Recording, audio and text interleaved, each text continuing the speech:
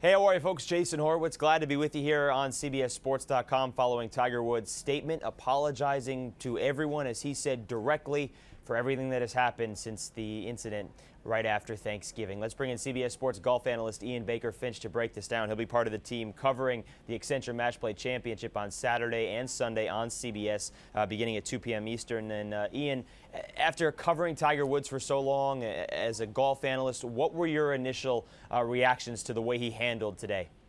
Good morning, Jason. I believe he handled it extremely well. I thought he handled every aspect of the speculation over the last close to 3 months of time.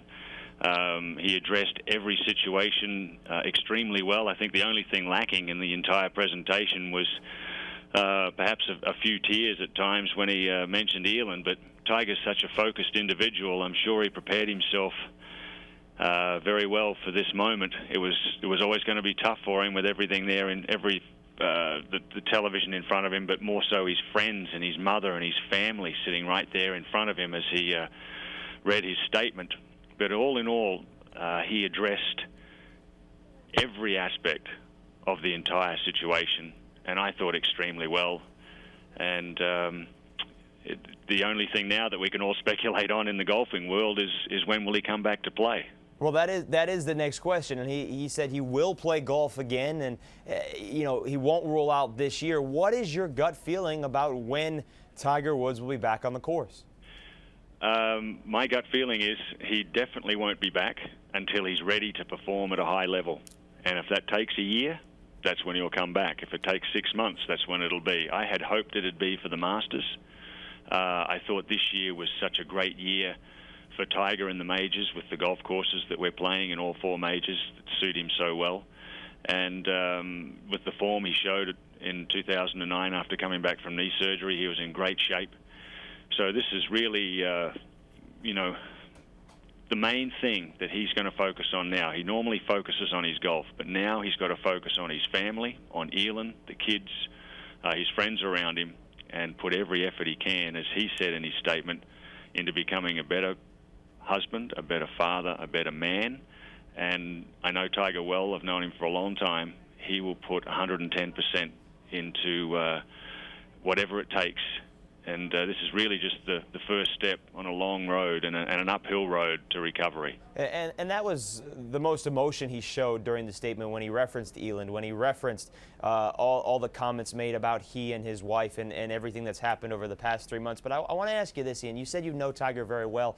You never see Tiger in a vulnerable state, in a state where he looks like he's uncontrolled, and this was a controlled environment. Do you think the reaction to all this is going to be, we wanted to see Tiger have it more heartfelt, not so much written in front of him? Yes, but I think that would have been impossible.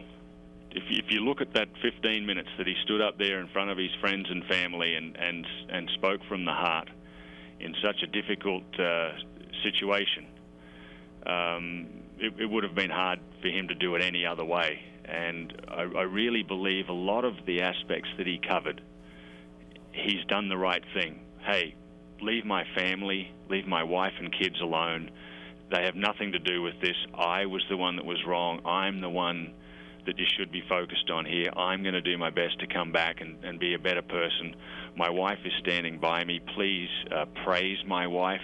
Don't be speculating about violence at home or whatever everyone was talking about after the incident on Thanksgiving evening.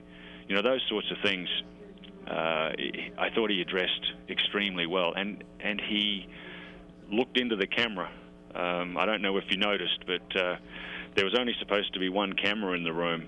Fortunately, they had 2 because the main camera that was focused on Tiger's face went down halfway through the presentation. Right.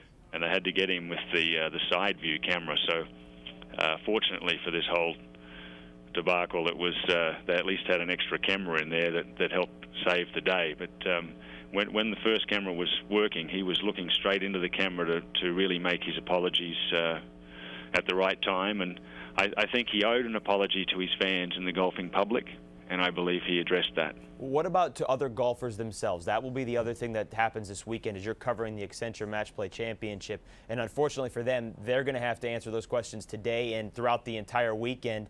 How do you think their reaction will be? I think in general positive. And I think the few negative comments yesterday from a few of the players, and rightfully so, they weren't aware of why this had to happen today, but it was a break in his therapy. He has to go back today to be prepared for therapy tomorrow. That's why it had to happen today. Once again, I thought he addressed that well, apologised to his fellow players and to his friends from Accenture for having to do this on a Friday. He really had everything covered. The players, 99%, are just so looking forward to his return and for all of this to be over, because the tour's taken a big hit. Golf, the game in general, has taken a big hit because of all of this, and they want him back out there competing, and they want this story to be over with. So I'm sure, as I said, 99% of the tour all wish him well and look forward to his return. All right, CBS Sports golf analyst Ian Baker-Finch, thank you very much, and we look forward to the coverage of the Accenture Match Play Championship this weekend on CBS. Thanks, Jason. It's always a great one, the match play. I love it. Yeah, it's absolutely fantastic, and hopefully that will be the main story, maybe not Tiger Woods. Yes. And of course, don't forget you can catch the coverage of it beginning Saturday and Sunday on CBS beginning at 2 p.m. Eastern. For Ian Baker-Finch, I'm Jason Horowitz. Take care, folks.